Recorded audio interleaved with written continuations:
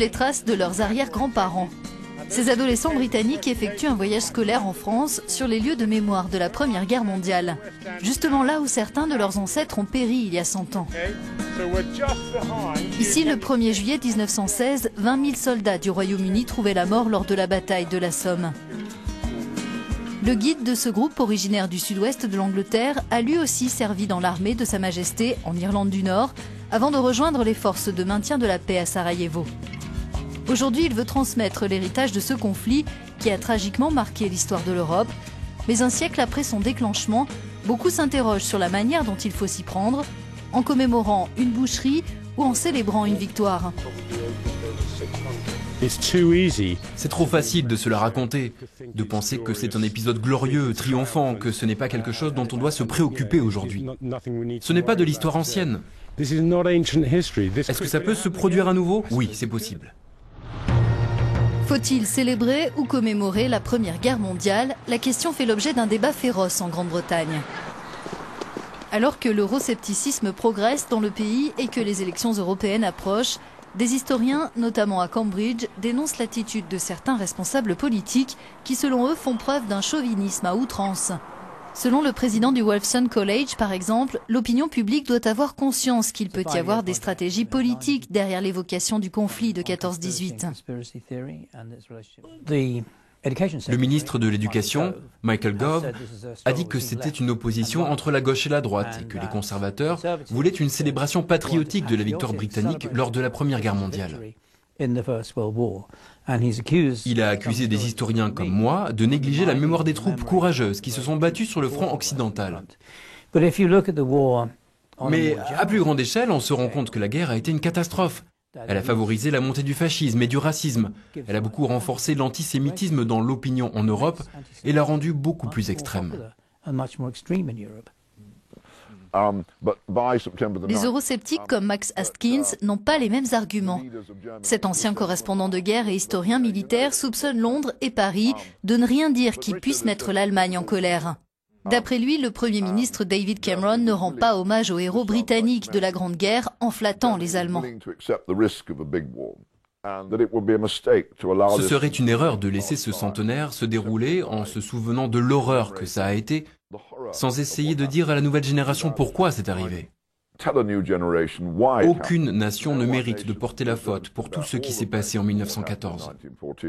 Mais il me semble que l'Allemagne mérite d'en porter la plus grande partie, parce qu'elle était la seule à avoir le pouvoir d'arrêter ce conflit. Je n'accepte pas cette théorie qui dit que la Première Guerre mondiale est arrivée par accident. Les dirigeants européens n'avaient pas conscience des dangers de la guerre en 1914. Personne n'avait d'idée précise du but de cette guerre. Elle a été simplement déclenchée par un jeu d'alliance.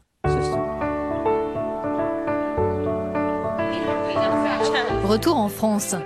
Comment ces adolescents britanniques se sont-ils préparés à leur voyage?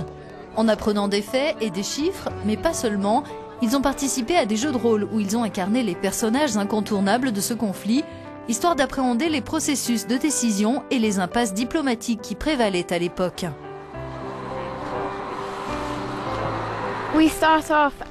On a commencé par se répartir en petits groupes représentant les différents pays impliqués.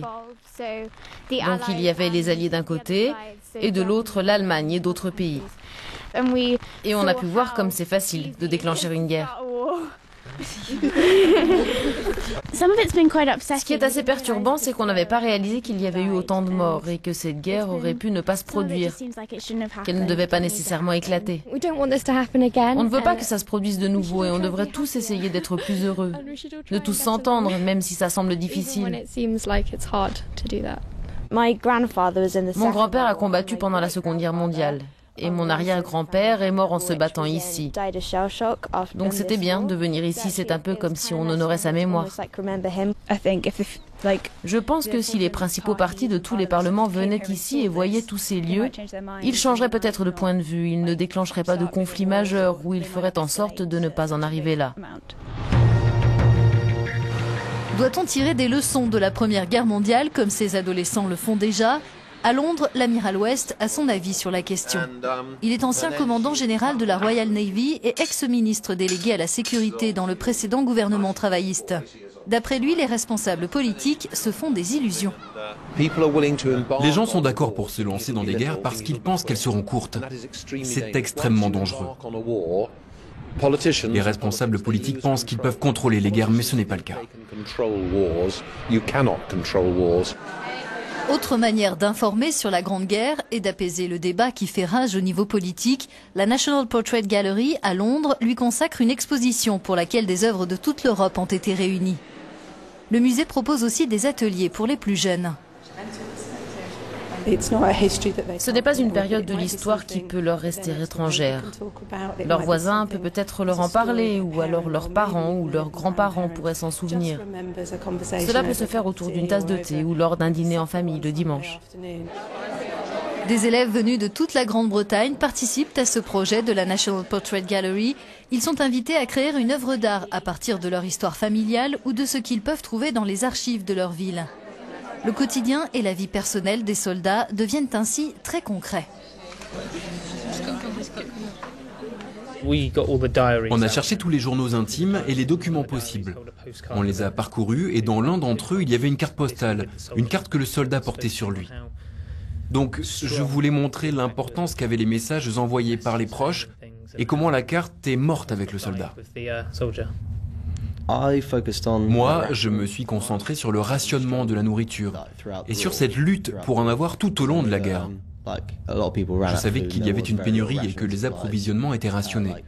Par exemple, un régiment avait droit à une certaine quantité de biscuits. C'était 1 biscuit par jour et par personne. Pour le gouvernement aussi, l'histoire est un terrain d'expérimentation, mais dans un but politique. Les conservateurs ont tenté de réécrire les livres scolaires et d'y réduire la place de l'histoire de l'Europe.